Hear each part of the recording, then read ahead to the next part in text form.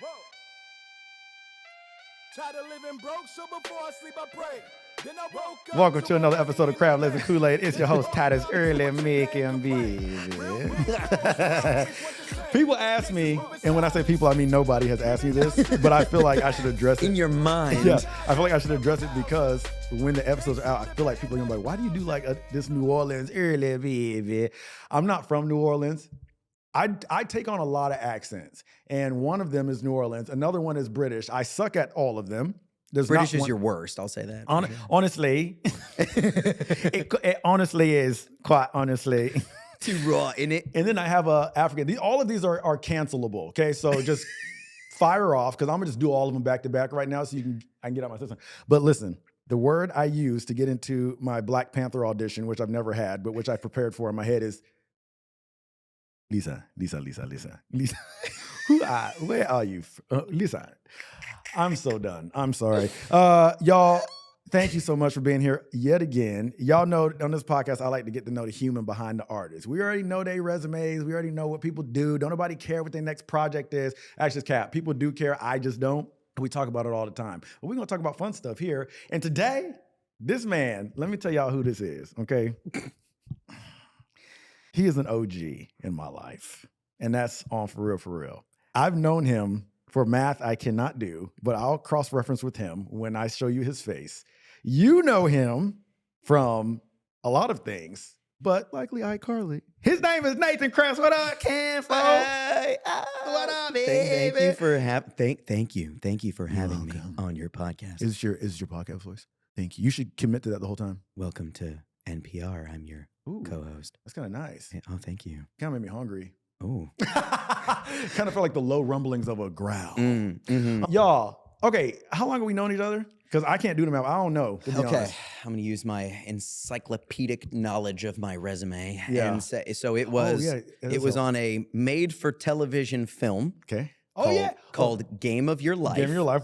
And I believe that we filmed it in, I want to say 2010? I want to say 10 too. I want to say 10. I want to say 10. It's always hard because like you make something and then it comes out however many years later, and that's what the IMDb says. And that's what you think happened, but it was a year before that, technically, probably. You lock it in your mind. But I think it was 09 or 10, I think. So we're going to go ahead and round that up to almost 15 years. Yeah. That's wild. Yikes. 15 years? I don't think I've ever known anybody that long. Like for me, because I'm a military kid. But like, wait, what? That's, wow. Yeah. 15 years? And it seems weird that we're even at the age that we can say something that we remember happened 15 years ago. That's wild. I'm like depressed. No, I'm blessed. I'm grateful. Yeah. Because 15 years, we can say that we've been around that long. Mm-hmm. We've done some stuff. We've done some life together. Live life. That's right. Anyway, so upon meeting this gentleman, it was what was it? A TV? Was it originally a backdoor pilot? What was it originally? No, I think it was. It was always a TV movie? Yeah, and it was like when Walmart was like making movies out there. Procter and Gamble had their whole thing. They wanted to do like family films. You want to know something about that project? I remember. Okay, so originally, I mean, if y'all have ever seen it, Game of Your Life, great, fun history here. But the point is two things. One, originally that was supposed to be Jordan Fisher. Really? Yes. So me and him talked about it because obviously you love him, but he's also your nemesis. Right. Like in the audition room. Oh, yeah, great. But like in real life, fantastic human. Mm-hmm. But me and him talked about it. He was like, did you test for it? Because obviously every black guy, you probably had this on the white guy side too, but every black guy in Hollywood would be like, you was up for that? Of course. Like it's all the same circle. But he was like, oh yeah, I tested for that. And he was like, I wasn't able to do it. And I found out that I was second choice to him. Which I'm used to at this point. First choice in my heart, Titus. Thank you. Right here. Because it was meant to be. Because that's right. The friendship that was cultivated on that set. I love Jordan. Oh, love Jordan. But I love you more. Thank you. Me too. Oh, no, I'm just kidding. We love you, Jordan. So that was the first fun fact. Second fun fact is because it was Procter and Gamble, at first, because I had done a movie right before that where I played a coke addict. It was in this independent film that's just sitting on Netflix somewhere. Don't find it. And I was a track runner and I was strung out on coke. Like I was addicted to coke. And I was like, anyway, the point is. You probably ran great though. Oh, what? Beat. I was a hurdler in the movie. Yeah. But, so because it was Procter & Gamble, they didn't know if my image was clean enough. So I remember them asking us what happened in that movie, what was the rating of the movie. And I remember that was my first time ever being like, oh, like, am I too edgy? Which has never happened because I'm an idiot. I'm a nerd. I'm like a goof. Like being edgy is not in my wheelhouse. So it's like. So for a second, you're like, am I a bad I was like, boy? am I that actor? Like maybe Disney doesn't want to hire me. Right. Maybe I'm just outside of their I'm like Robert range. Pattinson. Am I too edgy? Whoa. No, but it clearly worked out. You were fine. You cleared. They didn't care. They didn't care. Anyway, hi. Hey. So we've been on a journey together for a long time, but we've gone. The great thing about your friendship that I would imagine you know, but if not, I'm going to say it and you're going to know now, is that neither of us hold each other to a timeline to validate the friendship. AKA, I haven't seen you. Oh my gosh, like you don't care. Like you don't even call me anymore. You know, we all have friends like that. That is like, oh yeah, well, you guys haven't called me in ages. We've never done that with each other, and it's beautiful. It's also sad because we both kind of don't push hard enough. Right. But at the same time, we know it's not because of a fear or a lack of care. Like we don't think we're losing anything. It's just kind of like, oh, life just been lifing. Anyway, there's no point to that other than I'm celebrating that about us. Right. And I will say what has happened there, even because when we met, there were many years that we saw each other like frequently. Oh, true. Yeah. Like early on, you know, I'd be at your like crib all the time. Yeah, we'd be going over to each other's houses and like, oh, we're screening this episode of whatever. Like, come over. So we'd go to lunch. Wait, what did we used to watch together? Didn't we used to watch? Was it Walking Dead? Not Walking Dead. It was Walking Dead. One of them was Walking Dead. Did you come to Bachelor Night? It was Bachelor. It was Bachelor. It was Bachelor. Oh, so glad that phase is over in my life. Oh, it was a dark time. But we would. No, he ain't trying to act like he wasn't all up into it. It hooked. He was hooked. I'm not saying I wasn't hooked. I'm saying it was bad for me. It's like eating a king-size candy bar. Do I love it? Yes. Should I do it? No.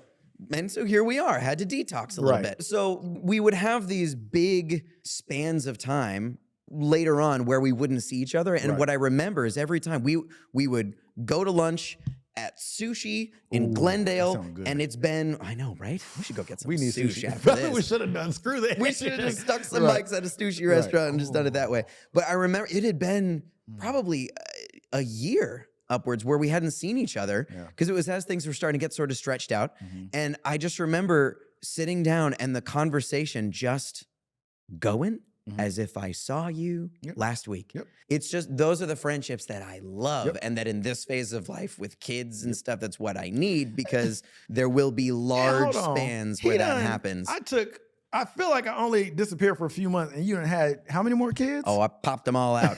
We're up to 3 now. He's at 3. Last time I was with you was just Rosie, right? Yes. And I was trying to go over this in my head. Two kids ago. Yes. And you came over to our house. You were, I think, outside of our, immediate like grandparents, aunts and uncles family, I think you were the first person and to meet her. To be the first Black person Rosie ever seen in her life. That's right. And she can hold on to that to this day. That's right. Those eyes were very open. I see those pictures. I showed Rosie that picture on my phone the other day, actually. Wait, because how old is she? Oh, she was just. No, how old is she now? Oh, now she's almost 7. Rosie girl, what's up? It's been a minute, and I am trying to figure out if there was a time after that, but I think that might have been. No, I can tell you right now, that was it. We would do random text catch-ups, like, bro, every couple of years. But face-to-face, 2017. You're witnessing our first face-to-face since 2017. That is horrifying. That's horrible. That's bad. That's really bad. For even friends, who don't catch up as often as they should. But mind you, COVID happened. I moved to Arizona for 2 years.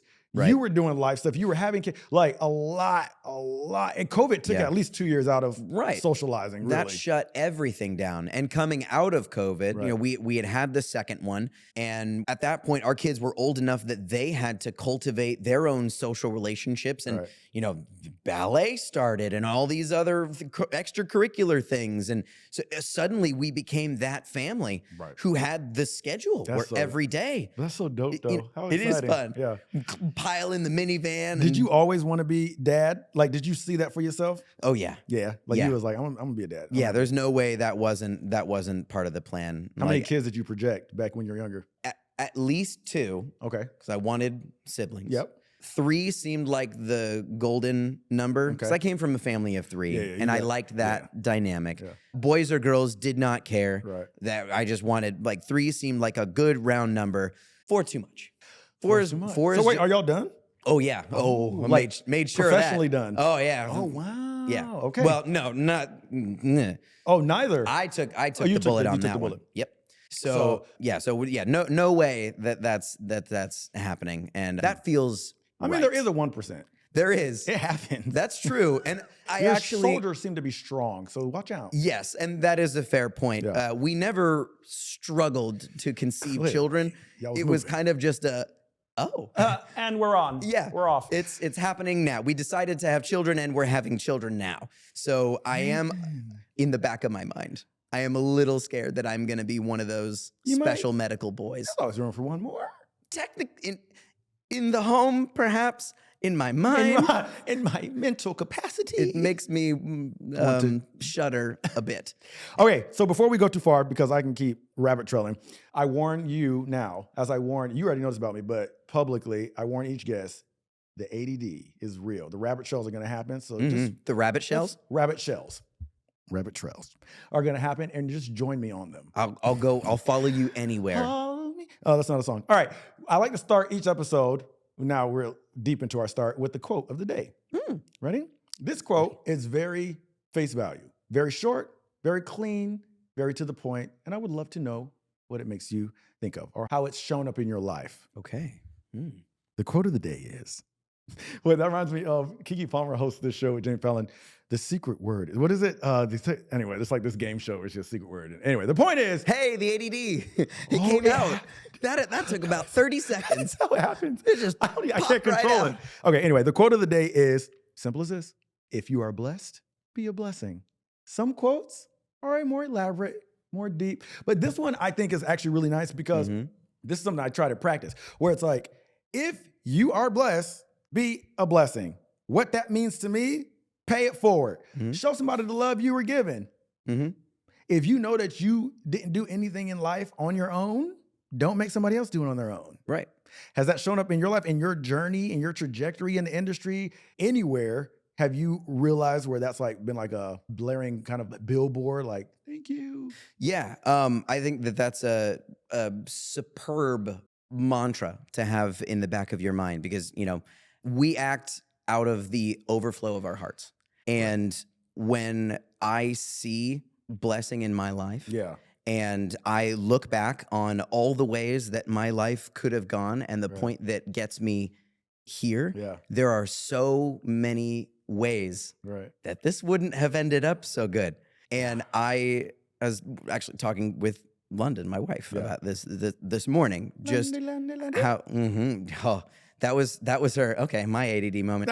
That was she played volleyball in high school, and every time she scored, that was like the chant that their teammates would they play that song real fast? Well, they'd like all chant. They'd like, London, London, London, and throw the thing down. And anyway, that just reminded me of that. We needed that. But yes, that has been something that I have done my very best to be cognizant of. And I think that blessing that I have experienced all throughout my life brings joy to me. And because of that and knowing what that feels like, it is a joy to me to try to bring that to other people, whether it's through initial daily interactions, whether it's through parenting my children and trying to instill joy and give them joyful moments, or meeting fans of the show. Who like for example, I just came back a couple days ago from a fan convention. First one that I ever did. And I've done signings and stuff in the past. Back in the day, it was mall signings. It was y'all never did conventions? That wasn't like a thing, huh? I've never done a convention. Well, I did Comic-Con, I guess. For Into the Storm. I did. Oh, interesting. That was one. Never? Okay. But not as myself and not in an iCarly capacity. Interesting. So because of that, I got to, the pace of a convention is much slower. It's not a mall signing where it's like, hey, how's it going? Nice to meet you. Thanks for coming. Where you're just like getting through 4,000 people in a couple of hours. Right. I was able to sit with all these adults now who were kids back then who would just like unload their hearts to me about what the show meant to them. And, you know, they didn't use the word, but like that was a blessing to them. Right. And being able to not only do it, not realizing that I was doing it for them really at the time, but being able to understand the joy that that brought to them. And a lot of people would talk about how that got them through some hard times, you know, and that was a comfort show for them. Being able to know that just passively we were being a blessing to people, but also, I don't know, I get so much satisfaction out of like making a fan's day. Yeah, like doing just amazing. As we should. 100%. Because they brought us to where we are and we owe them absolutely everything. Like, without their engagement, like, you ain't getting paid because that show ain't coming back. Right. If they're not locked in. And it's like, and admittedly, I'm trash at doing that on social media. I will disclaim that I'm the worst social media person of all time. But if we're in public and I am meeting you, I want to bend over backwards in every way I can to make people as happy as possible and have a memorable experience and be a blessing in the way that they were a blessing to me. Okay, so pause right there because we're touching on the show. So I'm take a deep dive real quick in that direction and ask this question that I'm just fascinated to know. Do you, and by the way, obviously the show we're referencing, if I didn't say it already, iCarly, Nickelodeon, AKA I wore orange for you. Oh, buddy. No, I actually didn't. But okay. I thought about it when I sat down. I was like, oh, like Nickelodeon, I'll say it's for him. But I actually picked this out last night and it's great. I feel like that's just well, you got the green slime color too on the shoes. You can't tell me that subconsciously you didn't try to, I think in your heart of hearts, there was just that still small voice. Yeah. Titus. Yep. Gotta do the coordinating Nickelodeon colors. I'm going to say yes, just for you. Just say it. Just say it. Really, it, please. really wasn't. Okay. And I only wore these because these are the only shoes I brought. Anyway, honored. But the little deeper dive that's actually fascinating for me now that we're getting older, is there a fragment, an element of you whatsoever that gets sick of, and I say that loosely because I know you're appreciative, I know you're grateful, I know how your heart is as a human, that gets kind of sick of the attachment to Nickelodeon? Not the ungrateful side, we know, but is it annoying? And I know I've already asked the question, but I'm just phrasing it one more time. Is it annoying that the leading thing is this all the time? Yeah, I totally understand what you're saying. In a very, very small sense, at most, a maybe. Okay. It would be fun to mentally branch out. Yeah. You know, and just round out, you know, between my body of work and my interests and the things that people know me for. Sure. Right. It'd be fun to not have to go through the same like 90 fun factoid stories that I have that will rattle through depending on what a fan says to me. I can say, well, did you know in that, you know, episode, whatever. It would be nice to broaden those horizons, but at the same time, like, I love it. You know, it does not bother me. I've never genuinely in my mind rolled my eyes at that question that I got asked the 8 millionth time, because I know from their standpoint, especially when I've geeked out and talked to people that I love, if I want to know the answer to that question, I know they've asked that's asked and answered. I could Google that and find out. Right. I want to know for myself, and I feel very special for asking. I want everyone to be able to have that feeling because we're so jaded in where we live and what we do that this is just a very normal thing for us. Right. It is not normal when I'm in Tulsa, Oklahoma at the grocery store and somebody's like, oh, wow, hey, you... from my TV, you know, like that's an incredibly... Wait, and let me hold you there because I want to say 3 quick things because you sparked so much thought. Sorry. I see the rabbit shells. The rabbit shell, shut up. So first thing that I want to say is he's always been this well-spoken. Like you phrase sentences very well. You use good word. Your word choice is immaculate. Oh, thank you. It's my SAT words. That's one thing. Fun fact, he's been like that since he was younger. 15 years ago, 14 years ago, he always been that well-spoken. And I've been in the interviews with him being like, so I had thought that I liked it too, but he said it better. Slight over-exaggeration. You're right. You're the one with the podcast and the microphone. But it's called Crab Legs and Kool-Aid because a nigga ratchet. Okay, I'm not over here trying to be well spoken, but you are very well spoken. Anyway, so that's one. Two, the first ever experience that I had, because we were talking about, this is going all the way back to you saying mall signings or like being somewhere and they'd be like, you're from my TV.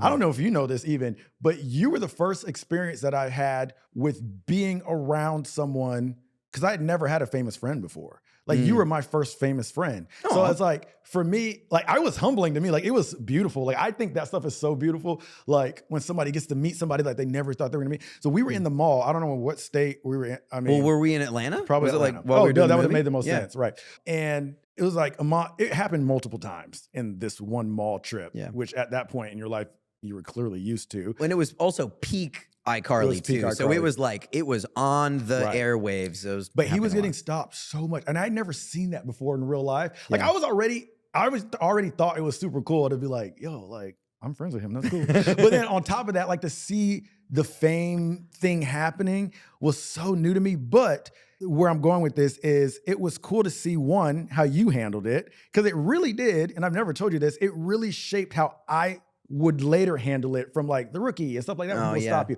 So it's like, it was just cool. He was so humble. Like he was so like, I don't know, like it just made you feel, because I had I had like a picture in my head as to what it looked like to get stopped as a celebrity. You're like, no, I'm good, thank you, no, thank you. You know what I mean? But you were just like, hey, what's your name? Oh, what's your mom's name? Oh yeah, let's take a picture.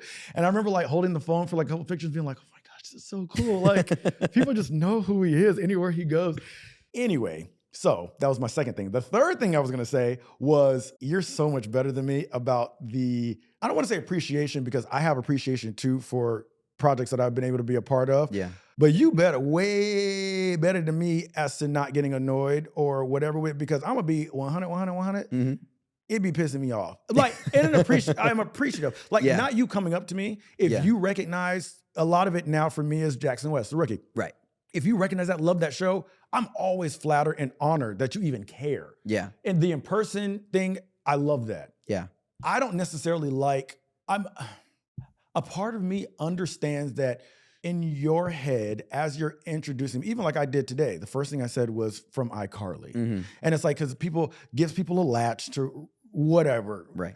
That kind of annoys me, even though I did it to you. It kind of annoys me, because I'm like, I like to view myself as just a creator. Like, because I know what I'm capable of. I know what my aspirations are. And I'm like, the fact that you keep attaching them to something so old, but also so limiting. And I say that because it's like, in your head, that's all I am. But I'm like, oh, I love that you watched iCarly, but I've had a freaking podcast. I've been directing for so long. Like I've been da-da-da, and it's just, I don't know. Like I've had a hard time processing how to appreciate, and I don't want it to get confused, because it's not confused with gratefulness in my brain. Right, I totally get it. It's very much just like, I wish that the audience's mind could be as big as our talent. Right. What we have to offer. Right. And That's our it. desires And for our expanding out desires. and doing different stuff. Yeah. And I totally understand what you're saying. And I know that is oftentimes why there are people who are more actively annoyed by those fan interactions, and they don't want to have to go through the rigmarole of the thing where they're going down the street and someone's like, character name. Right. So you don't want to have to bring yourself mentally back to that place if you can help it. But it's also, But at the end of the day, it's beautiful still. Like the overall takeaway is, just for those watching, is I do strongly appreciate it, because you really could know me from nothing. Right. You know what I'm saying? Yeah. It's like the alternative is like, well, I ain't got to say your name at all. Right. So the fact that I'm calling you something means that you've done something that I care about somewhere. And that's where I'm at. Like for me, there are so many people when I got into the industry, kind of in my second phase, because I did it when I was very, very young, from like 3 to 6, and then stopped because I just wasn't having fun. And my parents were amazing. We're like, yes, stop. No more. Oh, that was your first phase? Yes. Jeez, so I don't know if I knew about that one. Yeah. So it was like, there's a lot of it that I don't remember. Right. But the problem with that phase was that I was getting really close on things, but there weren't really many things that were closing. Like it was between, apparently, I don't remember any of this, but the story was, it was between me and Johnny Lipnicki for Jerry Maguire. So we were going in the room, like alternating for that role. And maybe if I had gotten that one, my whole life trajectory would have been different, or it would have gone up. halted, and then I would have quit before the audition for iCarly ever happened. So there are myriad ways to work yourself into this industry, and I'm grateful for the phase that I had, because I had some initial experience that sort of seasoned my understanding of what the industry was, but then I was able to have some formative elementary school years in the in-between and build my social interactions outside of the industry. So by the time I got back in, I was 11, 12. I was much more conscious of, you know, what the industry was and what the requirements were. And there was a lot of kids who were in my little acting class group, my sort of boot camp of people who had just come from, you know, transferred in from other states, and they wanted to make it big in Hollywood. And I just remember in my very first acting class, what I'm sure you know, and what I was learning for the first time, when you're acting, it's all about having an objective. Yeah. What is your want? What is your goal for the scene? And the exercise in my first ever acting class was, you know, the acting teacher had a whiteboard, and he said, I want all of you guys to go up there and write down what you want in life? In your career, in what you're doing here today. What do you want? What'd you write? Do you remember? So I remember a lot of other people went up and I want to get an Oscar. I want to, you know, be rich and famous. I want to have the biggest house in Beverly Hills, whatever. Yeah. I went up and I wrote, I want something to the effect of, I want to be able to support a family while doing what I love to do. And you're doing it. And I'm doing it. And I think that was a... what a mature answer. I told y'all I thought you just got misty-eyed. No. Oh, I was like, oh, did it hit a chord with you? You're like, no, I'm good. But this is, see, from that young age, who writes that? What kid is writing support, my friend? This nigga been smart. I've been 40 since I was like 9. I'm like, he always been so well. You know, I'm thinking about that 401k all the time.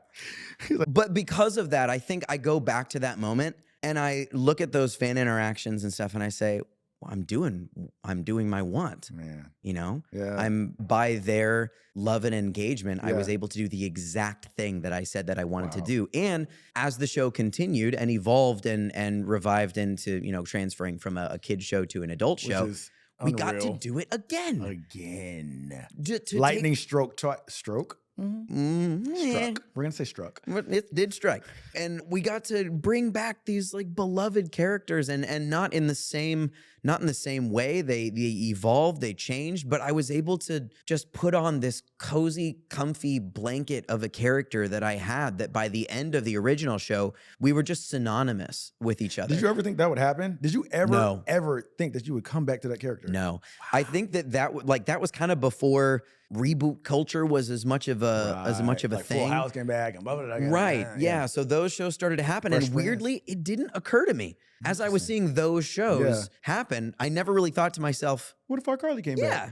But then when I got that call, it was like, oh my gosh, the context of this super ahead of her time web content creator. Very ahead of her like time. Kind of the first really. That's crazy. One, you know, like on TV. Like YouTube was just coming up. That's crazy. In the vlog space and everything. So we were the first ones, it seemed like, at least in the kid space, to do it on TV. Yeah. If you were to take a character like that and put her into the world where now everyone with a phone is a content creator, and with a web connection can just have a YouTube channel and become massively popular, where does that character exist in that space?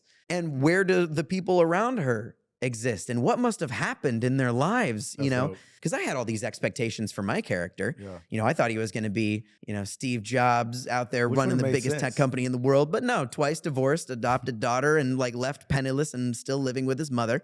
Not the way that I thought it was going to go. but interesting story. Great setup for an arc. Exactly. And that was the fun of it, was like not coming into it with his life all set, but getting to sort of see him and meet him when he's just absolutely down. And he's just like let himself go. Yeah. And that was kind of the sort of conscious. And you got to have facial hair. I did. How did that feel?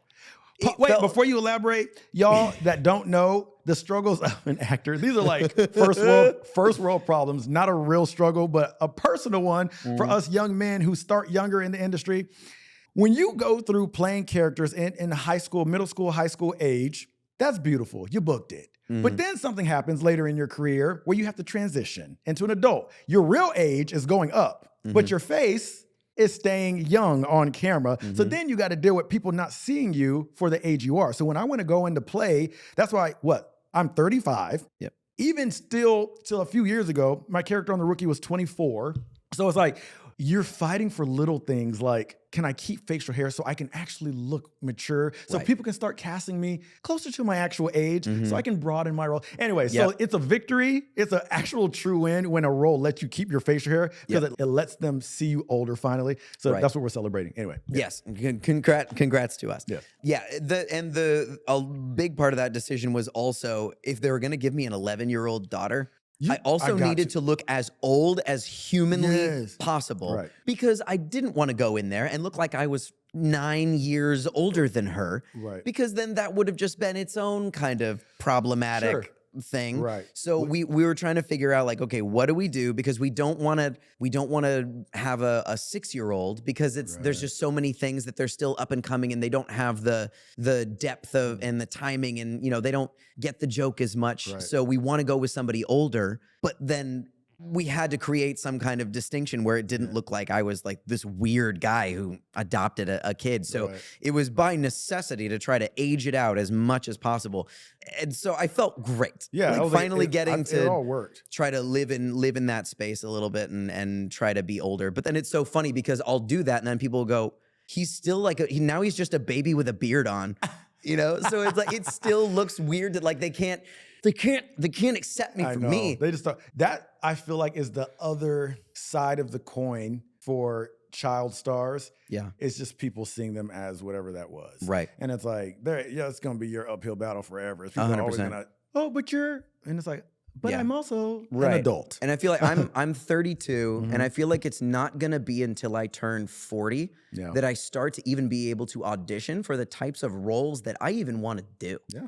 Absolutely. Like I was all the way through my 20s, I was so tired of going out for high school senior, just the class, just every single time. Because, and then I would have the problem where, as you kind of said, I exude oldness from every pore of my being. Not oldness, maturity. Right. Yeah. But so that would be a piece of feedback I'd get all the time in my 20s was he looks right.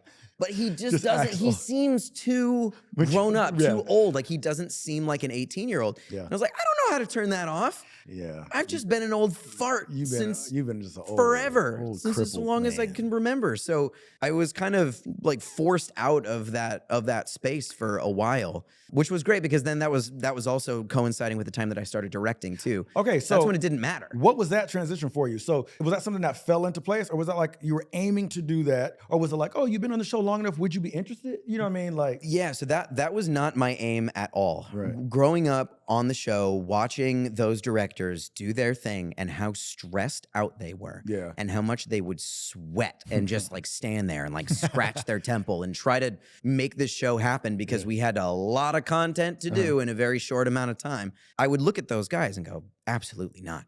That's way too stressful for me. I want to go in, I want to do the fun bit, I want to do my acting, and I want to get out. And so as the show was wrapping up, the powers that be ended up kind of coming up to me and saying like, look, you're paying attention to what's going on behind the camera. You're helping directors when they have a problem. You're cognizant of the production as a whole. And for that reason, you would be a good candidate to be a director if you ever wanted to. That's a dope offer. It was a great offer, but at the same time, I was going, thanks. You're like, no, that's I don't intimidating. Right. That's really intimidating. Like, what am I supposed to? How am I supposed to run the set? Right. Exactly. And call shot. Like what? And especially when, so I was 18 at the time. There's also kind of a stigma of when especially a very, very young actor has their big break as a director. A lot of the time what that ends up being is that the crew has to just carry them on their back. And it makes the job a lot harder because they don't have either the experience or the desire or the drive to like do the work. As opposed to do some blocking, get their name on the script, but mostly leave it to the first AD and the DP to sort of figure out what should this look like, So that was something that I was really worried about. It's like, I don't want people to think that I'm just doing this, to try to expand my credits and my resume, but then just fall flat on my face and have everybody have to pick me up and carry me across the finish line. I was terrified. So I left that alone for years. But as I got older and started to just feel a little bit more in my own skin after iCarly had ended, I got to the point where I just figured I have to try. Yeah. I have to just try it. Absolutely. One time. I will hate it. I will I'm like do getting all anxiety thinking about that first time. Like, yeah, where do I start? Yeah, and I remember the first meetings. It was like, okay, so here's the budget, and here's some stories of people who failed and were not invited back, and here's what we expect, and But so who else perfect to communicate with young actors than somebody who needed to be communicated to? Right, and Right. that was one of my motivations Yeah. was, if I'm going to be directing in the kid space, I know how to talk to these guys. Yes, you know, I know what they're exactly going what you through. need, what they're going through. Yep. Right. I know the tips and tricks. Yep. I know, and especially being that it was multicam, I Right. know how to direct them to turn the right way so that Right. they're not on camera. Little tricks and, like just stuff that they were, very green. My first show was Henry Danger. Yeah. And so a lot of those kids. I remember you getting that first direct. We separately had spoken about it, but continue. Sorry. Yeah. It seemed like something where if I could just impart some knowledge. Yeah. And use the experiences that I had, maybe I would have at least a little bit of a leg up. Yeah. Rather than someone who came from the technical side of knowing how the cameras worked, Right. but not necessarily knowing how to make not only blocking that you could get on camera, but how to make it funny. Yeah.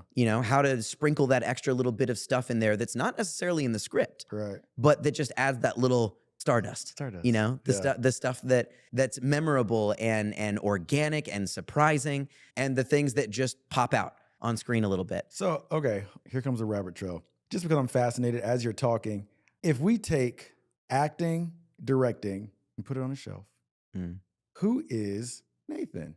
Like, just a true, genuine, bare Nathan. And the fascinating question, because you've been doing it since a kid, do you even know the answer to that? Like, you know what I'm saying? Like, some people are like, I've only done this, I don't know. Yeah. Or this is who I am. Or who is Nathan, in your opinion, outside of the industry? Boy, what a question. Well, I mean, first and foremost, I've always told myself and told other people my primary identity is through my faith. Come on. And Don't be shy. Let us have it. That's right. I forgot where I am. I can Yeah, talk about come this on. stuff. We are Jesus folk over And here. that's right. My identity as a believer in Jesus sprinkles every bit of every interaction that I have, every thought that I have, every decision that I make is through the lens of how am I to consider my life and consider my choices under the knowledge that I am loved by the creator of the universe. Come, Shonda. So that's my number one. Yeah, that colors everything that I do. It colors the roles that I take, the roles that I don't And what take. a fulfilling answer to be able to have that, because, and this is no judgment, it's not my place to judge for those that don't seek God and Christ, how tricky it is to answer that type of question. Yeah. Because it's like, without understanding or accepting a reality of it not being about solely you, Right. it's like, then it becomes your responsibility to fulfill everything. So I feel like if I asked you that question as a non-believer, many different answers could come out of that. But I feel like it makes you panic. Right. Of like, well, that is who I, I've tried my whole life of being this and I've succeeded. So I am a person who does film. Right. Exactly. And that's the thing. I feel like if you don't have a sense of identity that comes from literally the moment of your creation and your design, all that's left is whatever your actions are on earth, And my primary action in terms of years spent is as an actor and a director, a performer, an entertainer. If you take those things away, you put them on the shelf, husband, father, friend, like whatever's gonna go on your headstone, billionaire, genius, philanthropist, like whatever all those things, whatever those actions might be. It just comes down to, if you're relegated to your actions, like you said, that puts so much pressure on you. And I genuinely don't know how people do it. No, how they do the industry or how they do life without being able to have that core essential thing to retreat onto. When in this industry, stuff goes like this. It's up, it's down, and there's only one thing that is the uniform glide slope through life that is immutable. It will not change when everything else does. And if there's nothing to fall back to, I don't know how people do not become far more unmoored. If you're relying on either your job, your actions or your relationships. And those things change constantly. All the time. You're saying going up and down. I think something not spoken of enough, it's spoken of, but not spoken of enough that people don't realize is that up and down that we experience as the artists. You were saying it, but like, have you experienced that? I'm asking outwardly. I know you have. I know the answer because I've experienced too. We've been there through each other, ups and downs, lulls and highs and blah, blah. What was that experience? What is that experience? Okay, let me phrase this better. Because you've been in the industry for so long. Yeah. How many, if you can recall, major like woes have happened? Like the lows of like, whoa, what's happening? I don't know how we're going to come back for this. Has that happened frequently? Yeah, because you seem to always come back. But right. It sounds very highly privileged to say it hasn't happened very often. Amazing, yes. Which is, and I don't know how much of that is necessarily a product of the logistics of it versus just my perspective of it. That part. I think it's the perspective. Right. So there are definitely times where, like, I'm an extremely pragmatic person. After iCarly ended, I am not precious to the fact that after you get off of doing a kid show, it's a little tough to transition into doing things that are not going to pigeonhole you into that world. You are seen as a certain way. Yeah. And so, and especially at that age, when I am still the baby face. I'm sorry to interrupt you. The fact that you know that is huge because I feel like a lot of people don't think that you see it too. You know what I'm saying? Like they're like, oh, the world, like, I just think he's a kid from iCarly. It's like, you're smart if you're like, I know what you view. Right. Anyway, sorry. Yes. And so it's a very common thing. We see that in a lot of child actors' careers. And so I looked at that and went, okay, looking around, I see that this is a lot of the time what happens. Yeah. I will immediately, I have some savings built up. I am grateful for that blessing where I don't have to get out of that and go, all right, time to grind. Right. I got to figure out something. I got to say yes to the next job, whatever it is. I have time to sit, prepare, work, train, and grow in my faith in that while having a plan. And can I celebrate you real quick? I've always loved, you didn't say yes. Huh? Can I celebrate you real quick? If you must. That's a yes. I've always loved how strong I've witnessed you being, even when you didn't know that I knew, because our managers are close, right? So by word, sometimes I would hear stuff in a positive way. How strong you've been about, how do I say this for the public to understand? Your choices. I'll elaborate. So we get sent roles. The industry will request you to do all types of stuff. And people chase money. Understandably so. They're here to grab a coin. They're here to get famous, whatever. They'll do whatever. What I've always loved about Nathan is, and it encourages me, even if it ruffles feathers for other people or for rep, they get mad that you're passing on stuff. Whatever, put that aside because at the end of the day, you are exactly who we just clarified that you were. So it's like you've always put that first, and it's always been really inspiring because this cat will politely pass on something if it doesn't align with a story that he feels convicted to share, tell, or be a part of in all facets of life. And I think that's awesome because a lot of people feel, a lot of actors, I should say, feel obligated because it's like, well, this is my only chance. Like, well, if they offer, like, I have to, and maybe they really want to see me, like, and I'm gonna miss out on getting in with this casting office. I'm gonna miss out on this, and you kind of find yourself, not gambling, allowing yourself, I don't know the word, allowing yourself to fall into spaces that you're already uncomfortable with, but you're like, oh, well, I'm an actor. I should just go do it because I'm acting. Right. And it's like, oh, and that could be anywhere from nudity to somewhere else. Right. Like where it's just like, whatever your personal convictions are, it's been inspiring to see you stick to them. And maybe there's times where you've like wiggled them a little bit. But like, for the most part, I've never seen you, because I've definitely fallen victim to it where it's like, all right, well, I can for dang sure tell you I don't want to do that. Well, go and give me the credit. Like, and I hate it because afterwards, I'm never proud of that. I've never once walked away from doing that job and been like, hey, I'm proud of myself for just sucking it up and being an actor and telling the story I didn't believe in. Like I've always left being, I feel like I compromised my either Christianity, I've compromised my moral compass, even if it's not a spiritual thing, like a Christian-based thing. Right. I've compromised something. I've only walked away with, another paycheck, but I've lost a little bit of myself.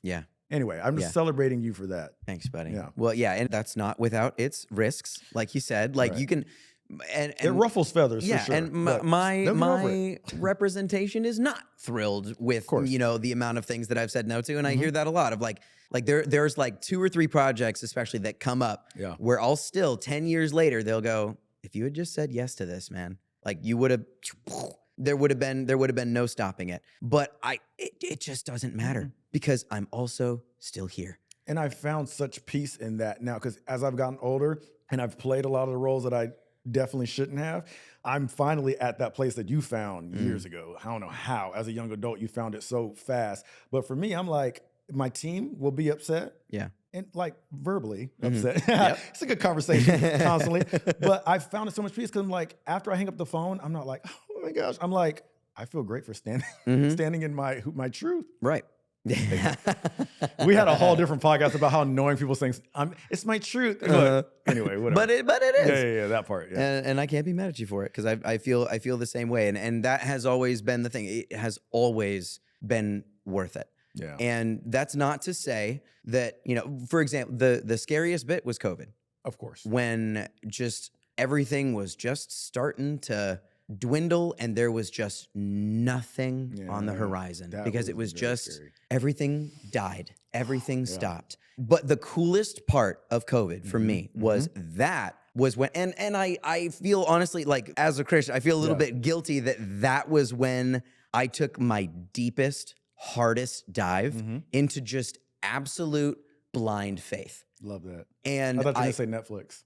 That too. There's a lot of Netflix. Yeah. But I got to the point, and my wife and I did this together as a team where we dedicated so much more time to quiet time, reading, prayer space, just completely releasing, not thinking about it, and just waiting with such a complete sense of calm that, for one, we had decided right when we got married, we had the conversation of like, you're okay living in a cardboard box, right? Because it might get down to that. I have no idea. The actor's career is long and tumultuous, and I have no clue where we're going to end up. Which, once again, sorry to interrupt. I don't want you to blow past some of these points because I feel like they're so encouraging for some people because we don't know that successful actors know this. Like I say we, I know. I'm not saying I'm a successful actor. Me as an actor, I know because I get to see the behind the scenes. But people watching just see you as the guy from the TV show, so they think your whole life is just freaking red carpets and success, and you were on iCarly twice. You know what I'm saying? Like, whoa, beautiful. That all is beautiful. But the backside is this. What you're saying right now is like, I have no idea. I'm just trying to survive. Yeah. And it's a gig economy where you are dependent on the phone ringing. Yes. Unless you're in a position where you write, you direct, you have a camera, you have a crew, you happen to have all this stuff in your back pocket. Sure, you could maybe make something. Right. But if you're actor forward, you can't just say, hire me now. Right. You have to go out and get it. There has to be a role that's right for you in the first place. Yeah. And then you have to be better than the hundreds of other people who look exactly like you, who have been training like you for this moment. And you're in a caliber now too, and people don't realize this that aren't familiar with the industry, where they'll be like, people say this to me all the time, especially back home in like smaller towns. They'll be like, well, why don't you go do this show? Why don't you go do this movie? Why don't you work with James Cameron? Wouldn't that be nice? Right. Or like a lot of in my Christian community, they'd be like, why don't you work with Kirk Cameron? And I'm like, okay, for Every one, time. Do you want me to only have done 2 films? Not shading Kirk Cameron, but and then 2, you want me to go knock on his door and be like, put me in your next Christian film? Like that, if I had the means to do a bunch of successful Christian films that were paying the bills, that probably is where I'd stay. That sounds fabulous. But the reality is it doesn't work like that. But the cool thing that people are hearing right now, if they haven't heard it before, is that and they don't know, is that when you're auditioning, sure, sometimes things come in an offer space. Sometimes things come in like, hey, they're only bringing in a few guys, and you're one of those few guys. But typically, it's a grand scale, and people are like, oh, well, you're from iCarly. Of course you're going to get that. You're now against dudes that have had their own shows as well, that have already had their own movies, box office movies.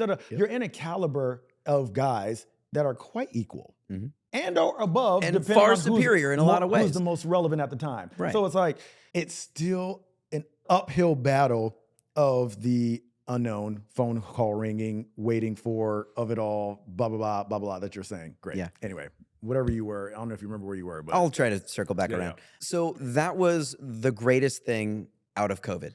Was good job. Yeah, there we go. Whoa, you found it. that. Yeah. Okay, sorry. Getting to the point where I genuinely didn't care what it was. I had plans, because that's my other thing. Like, it's not blind faith in the sense of I'm just going to just wait until the bank hits zero because COVID's going to go on for 10 years and the industry's never going to come back. Like, I could go down that rabbit hole. Right. But it was also just being willing to say, because my identity is not as an actor or a director, Man.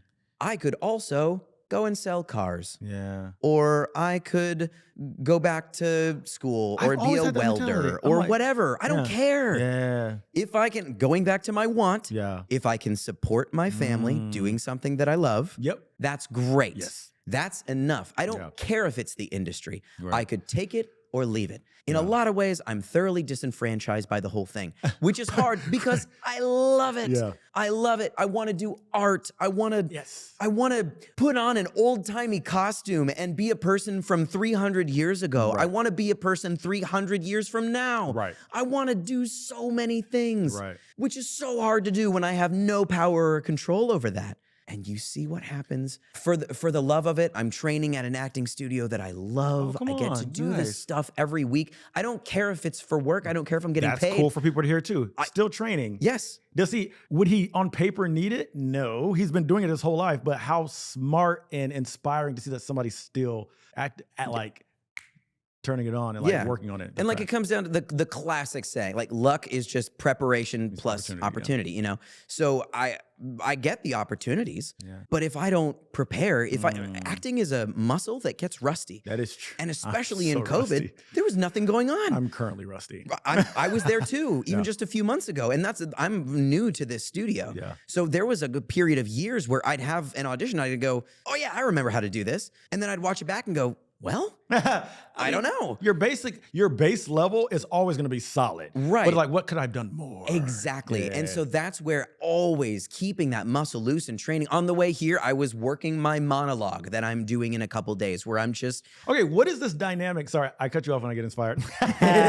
What is the dynamic of being in a class established? Are you in a class or is this one-on-one? Yeah, it's a class. Okay, so either you're in a class of a bunch of other working actors or you're in a class where people are on the come up too. Is there any pressure to feel like you need to do well because they know you're already a working actor? At first, yes. The first time that I just kind of audited. Yeah. And just that, I was so nervous being there because I was like, what's the expectation? Like, ooh, working actor, Right. like, are people going people sitting there like, he wasn't even that good. Right. Yeah. Or like, oh, he forgot his line. Yeah. Like, I put a lot of pressure on myself in that first I did week. the same But thing. then all of a sudden you watch everybody else and you go, oh, we're at recess. Yep. We That's how are you feel. we are in play space. Yep. And everybody else messed up their lines. Great. Everybody else stopped and started. Yeah. It's part of the process and that was what our instructor was talking about. It's all about working out those kinks and finding those mistakes, those places where your brain goes, that neural pathway of, ooh, I did that thing where when I say that word, I like twitch or do whatever those things are. You can find them,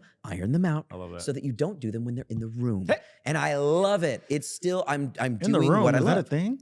Oh yeah, well, I mean, I'm just joking. in certain rare cases. Right. But yeah, in the meantime, while we are in the perpetual waiting phase that is being an actor, just keeping that muscle loose and exercised has been like life-giving to me. So I wouldn't give it up for anything. Who does Nathan, we're speaking in third person, like you're not sitting right in front of me, aspire, this just popped in my head now, what do you aspire for now? And I ask that because one would see your life resume and be like, okay, well, obviously maybe an Oscar. Like we would probably place like, well, the only thing he hasn't done is like maybe he's striving towards an Oscar. But Nathan answering for himself, inside or outside of entertainment, what do you aspire for now at this age with the things you've learned, the wisdom you've garnered? It's like, what do you aspire for? Honestly, well, selfishly as an actor, Yeah. stability, you know, like the one thing that you'll never have. Like if you could tell me, and granted, you know, you'd have to ask the people who have been in this situation, the dream scenario for me is to get on a crime procedural or like a military thing. Cause like I love the action stuff. I love that vein. You know that about me. Into the Storm was such a happy moment for you to be able to be like, doing cool stuff. Yeah. The clouds. Yeah. But I want to, but like doing something where it's one of those shows that just goes for like 15 years and you just get to like get comfortable with that character. I like, can see that. I know there's a lot of actors that like to move on from things after doing it for a couple of years. I'm them. I'm him. I get it. Yeah. I get it. I am such a homebody, comfortable person. Yep. I would love to just like ruminate and just get enmeshed with this one character. I love that. Live it, do it, support the family while doing what I love. Coming from. Live in a genre that I like, that I find engaging and active. And I can't imagine either one. The reality is you just haven't booked that yet, or it never came across your path. But I can't imagine that type of lane hasn't come across your path.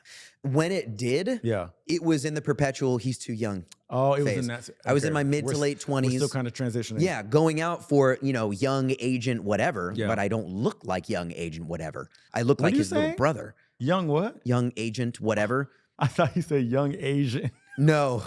Although there are questions. Look a little Asian. There are questions. I do get that on my timeline from time to time to clear that up. No. Right. But yeah, that's something that it's just the timing of it all. Right. And as much as I would love to just have that phone call, it's also very possible that won't happen until I'm 45, when I will look like the person who can do that or have that life experience. 45, you're going to look 32. Exactly. Finally. Yeah. That's where I'm expecting that I will find that new phase of my acting career where it's like, oh, this is the stuff I wanted to do all along. And so I wait. And the other stuff in the meantime is gravy. And I get to meet people. I get to do these events. I get to, you know, do the voiceover space, which is so fun. Oh, that's fun. I just recently did something a couple months ago that'll hopefully launch next year. That hopefully becomes a big thing. It's a old school IP from my childhood that I'm like the new relaunched character. I'm not allowed to say. It hasn't been announced yet.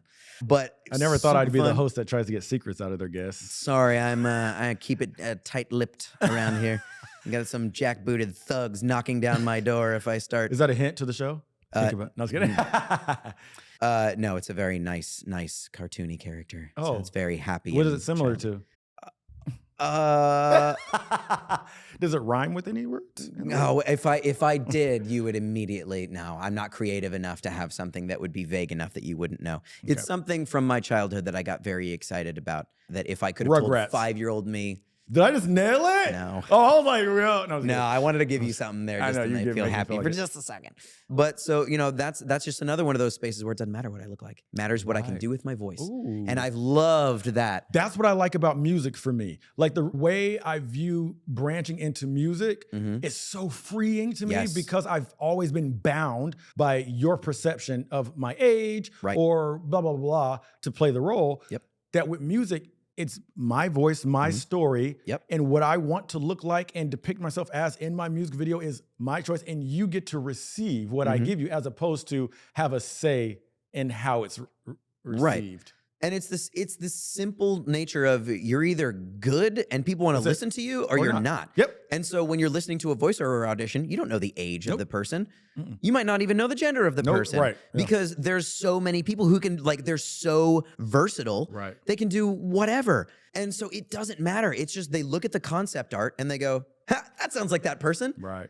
And then boom, the job. Yeah. So that's where voiceover space is so fun and freeing. And you get out of that feeling of like, when am I going to look like what I want to be? What they essentially need me to like. Because I feel like if you were to cast you as 32, you said you're 32, right? Yeah. If you were to cast you as 32 right now, I think people would be forced to accept the reality of what some 32-year-olds look like. It's just the industry standing in the way of what they're depicting it looks like. It doesn't help when 18-year-olds look 29. Right.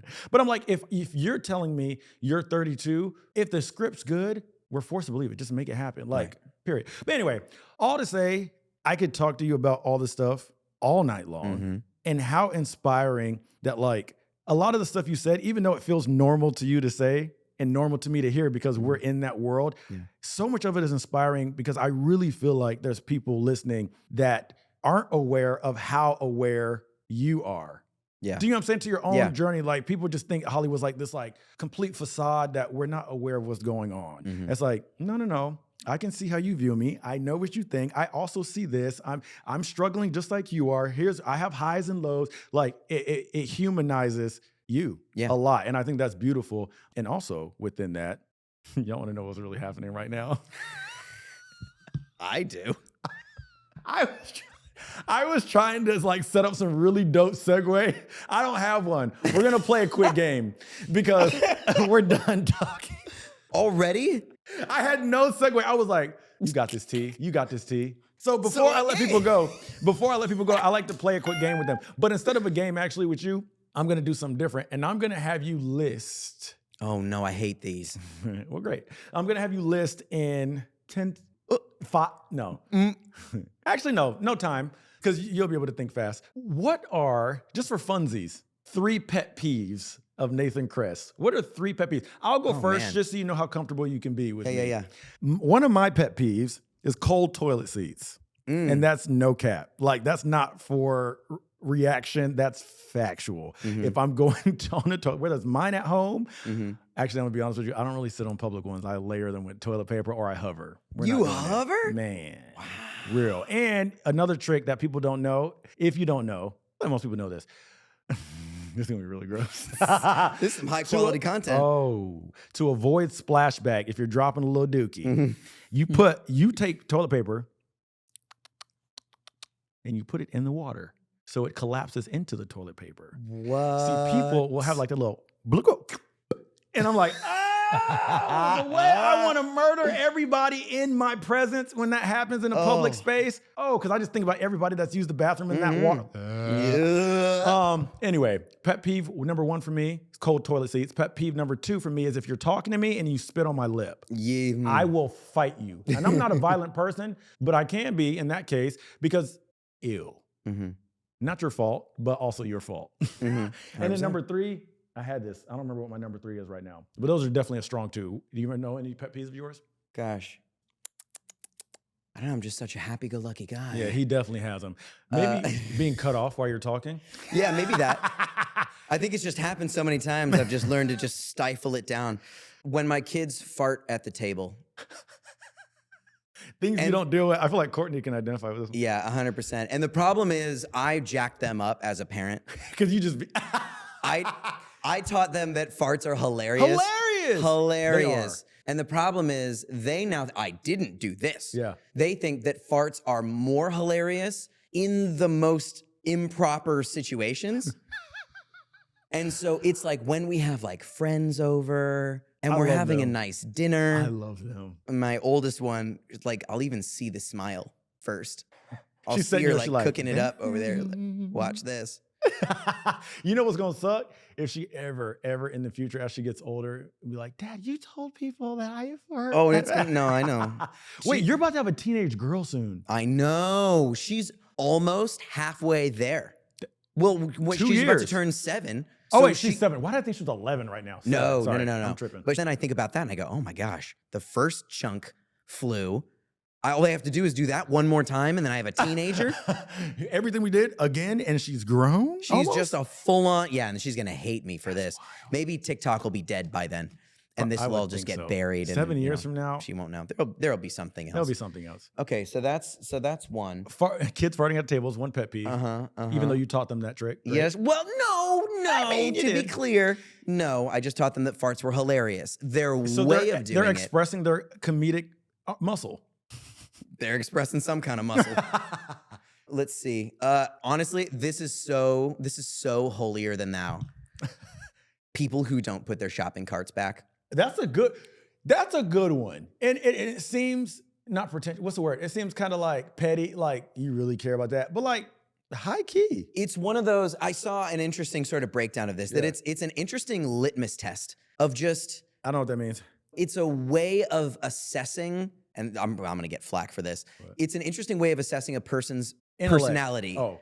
Because there's nothing inherently wrong. There is no penalty for not putting the cart back. People. You're making somebody else do something that you could have easily done yourself. Right, but it's not like there's no actual discernible, other than the inconvenience of the person who does have to collect them. Yeah. There's no penalty for it. All you have to do is selflessly go out of your way for about 30 seconds and just move it slightly over there, rather than putting it in the parking spot of right next to you, where another person won't even be able to park their car, you know? Right. So it's just an interesting test of like, and you don't get a reward for it. You know, it's a very neutral act. Wait. It's just whether you're gonna be the person who does it or not. And I get a little peeved off. And granted, I will say, caveat, there are situations where you can't. If I got a kid where you can't put the cart back. Okay. If I got a kid in a hot car and I got ice cream in the back seat and I need to be home in 3 minutes because something happened and the cart return is way the heck over there, it's not a blanket thing. But when I watch somebody go next to their car, leave it in a parking spot, and the cart return is 2 spots over, that is an easy just. Wait, here's my actual last question, because I just thought of this when you were saying all that. I don't know why this popped up in my head. Are you the elevator? Oh no, I probably am. Are you the type of elevator person that if somebody's coming, you're pushing the close button? Real fast? Oh, I am. Really? Because it's awkward. I don't like being in close spaces with random people. It's weird. I have OCD. I don't think you're gonna do something gross. And I'm consider the alternative. If you fail, what if you fail? Because you have to have watching me. Right. You have to have such a high level of confidence at the speed at which the door closes and the earliness and responsiveness in which the button will tell the doors to close, where if you didn't get it right and they get a hand in there, then not only are you standing in the elevator with another person, which you didn't want to do in the first place, you're standing in the elevator with the person who watched you go, oh no, come on. Which is arguably that juice is not worth the can I tell you squeeze to me. the trick away from that? Because I've done it. The trick away from that situation, and I kid you not, I've done this, is I've seen you, this is so mean. It's not mean, it's mean. Okay, I've seen you coming from afar, but I don't like, small talk's weird to me because I feel obligated to stay quiet. And then if you start talking, I feel obligated to converse. So I'm like, wouldn't it just be easier if we just took our own elevators? But anyway, that's just my own insecurities. Great. So if I see you coming, now, if you're close enough to where there's no way that door's gonna close in time, okay, I'm just like, dang, I have to get in the elevator. I suck it up. But if you're actually far, far away, here's how you get away with it. You push the close button, and they're like, sounds so mean, and they're kind of galloping to catch it. And I'm like, they have something important. They have like a critical life event going on. And they need to catch the elevator. They probably need to get up there really fast. But I know that there's a chance that I can get this close before you get to me. I'm subconsciously looking at you, and I'm not looking at you. I can hear you coming, and I'm pushing the close. But let's say they make it in time, then I just slide my finger over to the open one. So when they come in, I was like trying to. So you're telling me, Titus, that you think that an adult who watched the door closing and your arm frantically going like this thinks that because you slid your... No. Listen, what happens when you frantically push the open button is that it stops closing and it opens.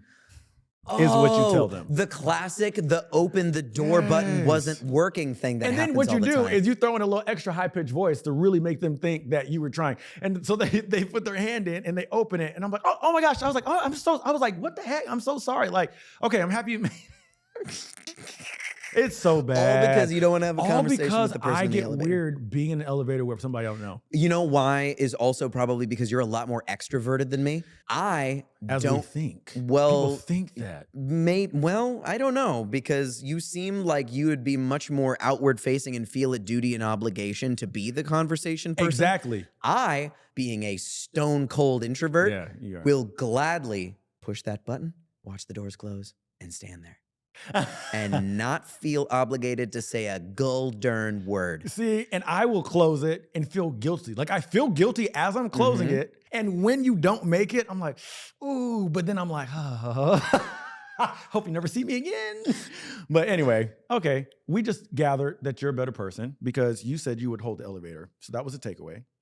And also, mostly just because I don't want to avoid the awkwardness of messing it up. If I knew that you would have time to close it. 100% success rate, I'd consider it. Yeah, no, I'm doing it.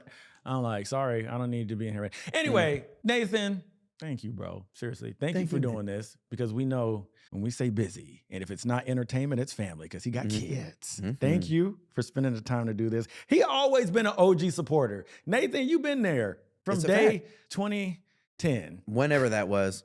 It's because I love you. You're amazing. And I think that you're the level of talent and love and joy that you bring to literally every single thing you do. There's just too many, and I'm trying to pare it down. Whether it is music, whether it is working on camera, whether it is just the way that I watch you interacting with people in a group, not even just with me. I love sitting and having lunch with you one-on-one. But when we go and you hang out with me plus your friends, you're the most like light-filled, outwardly shiny person who I cannot help but feel that it rubs off on me. And so and it's funny, you've been on, like we've talked about, you have been on our family hit list of people that it's been an absurdly long amount of time that we haven't seen. And that's why we keep trying it and things keep not happening. And it's both sides. It's right. Really, The last one was The last one was me. I canceled. Right. That was me. So I'm making that clear. We don't back out on every single person. We try not to. But I want you around my family with that too, you know? Because it's just something that they would only benefit from knowing and seeing and loving about somebody who's just like one of my guys. You're ratchet Uncle T. That's right. Me. You gotta have one. And I gotta teach them how to I gotta teach them some black isms, because we can't have them be little boring little white kids. You know what I'm saying? As long as you can certify like notarized piece of paper saying like they are hereby allowed, cleared. You know, as long as they get the green light, the gold stamp, you can teach them whatever the heck you want. Them kids gonna be within reason. Them kids gonna be twerking on TikTok. Who taught you this? Don't teach you. Ratchet Uncle T. Right, Ratchet Uncle T. Anyway, thank you, Nate. Thank you, bro. I love you. Thank you for having me.